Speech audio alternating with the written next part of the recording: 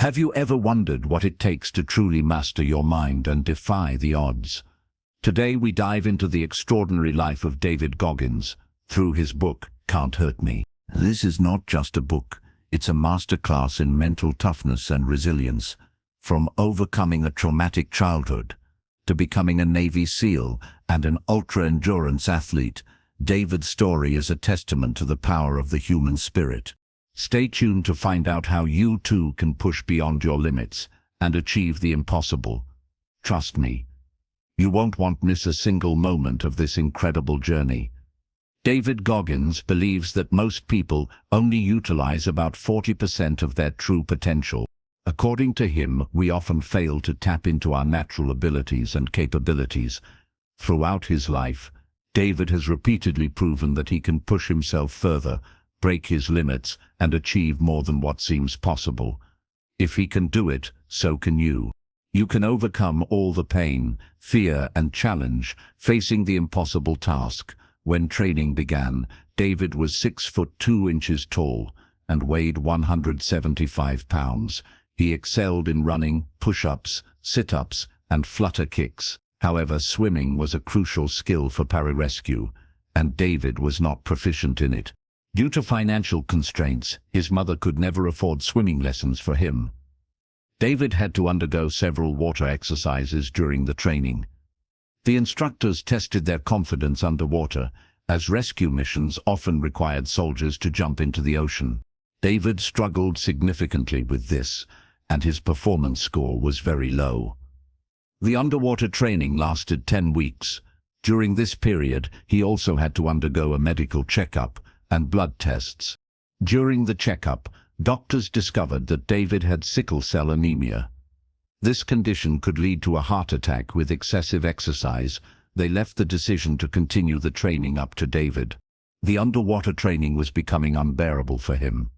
His record stated that he pulled out due to sickle cell anemia, but David knew he had given up and not pushed himself hard enough. David was extremely disappointed with himself for missing an opportunity to change his life. After being discharged, he took a job as a security guard at a hospital cemetery, working for very little money.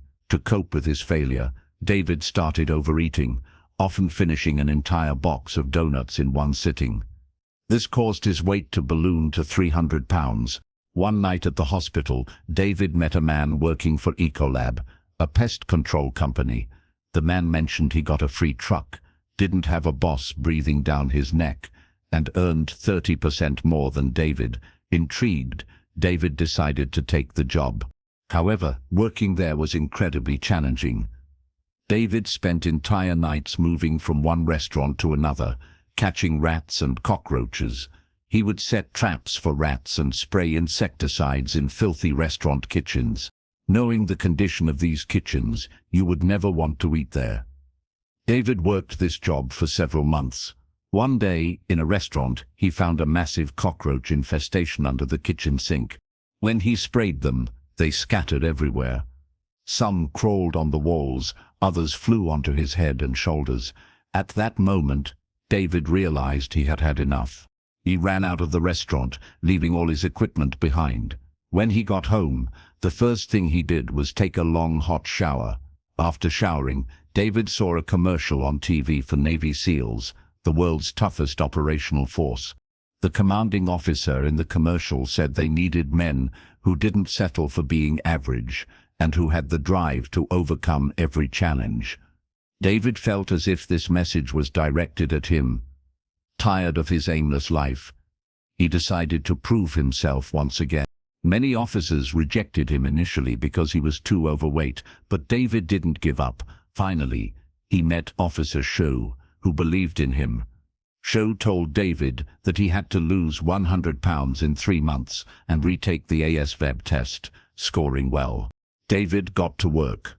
He woke up at 4 a.m., ate a banana for breakfast, and spent 2 hours on a stationary bike while reading the ASVAB study guide.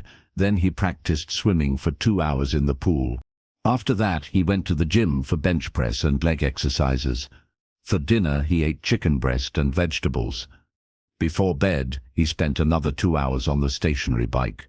He also included push-ups, pull-ups, and a 4-mile run in his routine. David met the minimum requirements for the test and was thrilled. He called his mother to share the good news. He had also achieved the weight required for the SEALs, but this was just the beginning. Becoming a Navy SEAL requires 6 months of intense training known as BUD/DES, Basic Underwater Demolition SEAL Training. This training is divided into 3 phases: physical conditioning, diving, and land warfare training.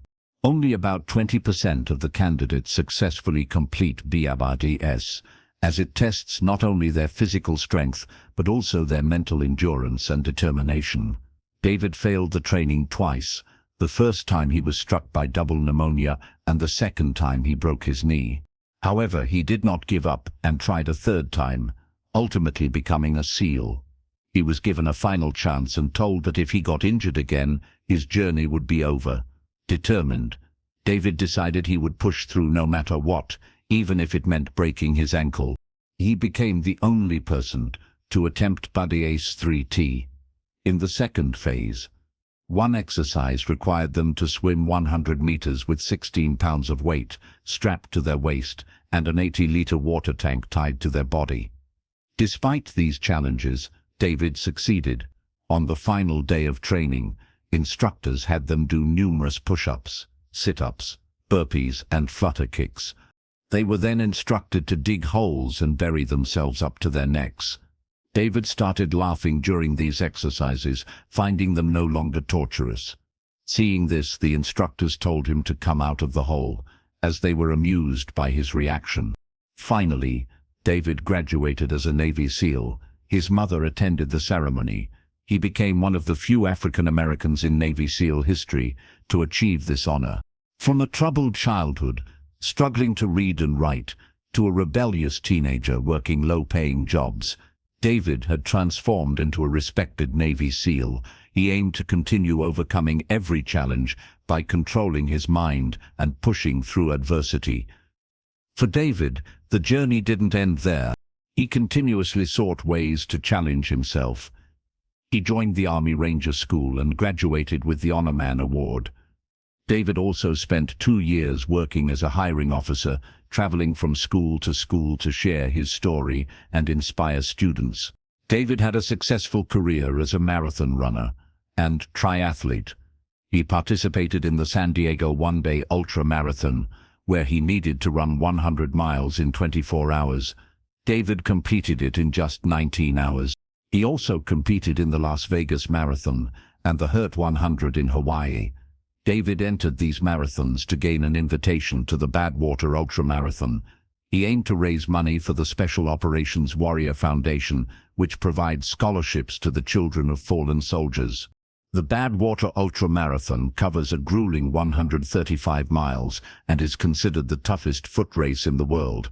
David finished 5th in his first attempt and 3rd in his second, raising $2 million for the foundation in the process. After conquering ultramarathons, David became a triathlete. He participated in the Ultraman World Championship in 2006 and the Ironman World Championship in 2008. As always, he prepared his mind and body rigorously, waking up early to run long distances, swim for hours, and sweat it out on the bike. David faced many challenges during these races, sometimes doubting himself, but he persevered through all the difficulties. In 2009, David trained for the Race Across America, a cycling race across several states. While recording his mileage, he noticed his heart racing at 150 beats per minute, causing him to feel strange. Doctors diagnosed him with atrial septal defect, a congenital heart condition where there is a hole in the heart. They were shocked that he had survived such intense physical activities for so long. Surgery was imperative, and his heart was patched up. The first surgery failed, but the second was successful. Nothing could stop David, not even ASD. His next goal was to break the Guinness World Record for the most pull-ups in 24 hours. The record was 4,020 pull-ups. David failed on his first and second attempts, feeling shame, humiliation, and disappointment. But he didn't give up. He practiced harder, preparing meticulously.